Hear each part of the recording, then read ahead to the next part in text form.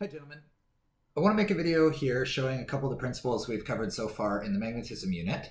Hopefully this can let you see a few of the things that are happening so that we don't have to do it all inside of our heads quite as much as we've been doing. So what I've got set up here is a DC power supply. So this just generates a current that will travel a direct current, no alternating current, so just all in one direction. And the way I have it set up here is the positive terminal is red, which connects to this, which is a solenoid, which wraps around a hollow tube in this direction, comes out to the other side, which then connects to the negative terminal over here. So conventional current, positive charges, are flowing forward over the top and backwards under the bottom. So when I turn this on, you won't be able to see anything, obviously, because you can't see a magnetic field, but a magnetic field is generated inside of this tube.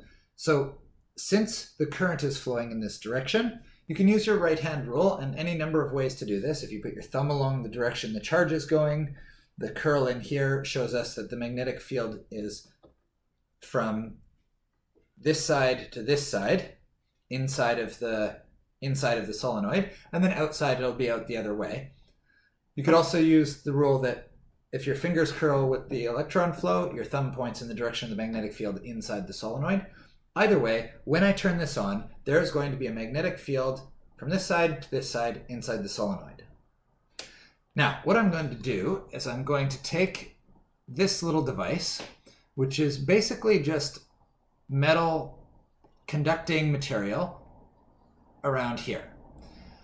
I'm going to rest this, so that it balances like so inside of the solenoid. Now at this point there's no current flowing through this this metal conducting thing at all. So it's sitting there even, and if I turn this on, nothing will happen. There's no motion. Even though a magnetic field is generated inside the solenoid, there's no current in here, so there's no motion. But what I'm going to do is I'm going to force a current to travel through this solenoid balance. Then there will be a current in a magnetic field, and when there's a current in a magnetic field, it generates a force.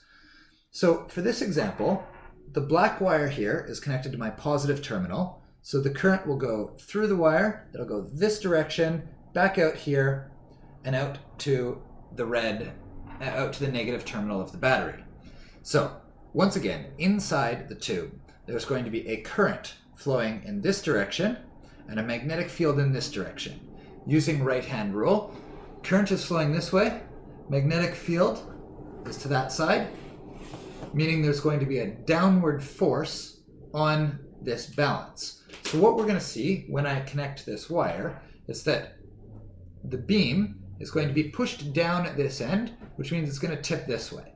So let's take a look and see what happens here after I turn the power on. There it is. When I connect it, it pushes down. When I let go, it comes back up to the middle. Let it even out there. When I touch it again, down it goes, down it goes, down it goes.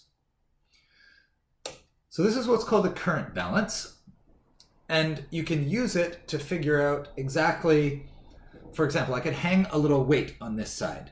I could tell you the voltage and the current going through here. I could tell you how many turns were in this solenoid, and you could figure out what the current was through here. This is a solenoid balance, and it's one of the ways that we can picture what's happening in terms of current flowing in a magnetic field creates a force which is perpendicular to that field.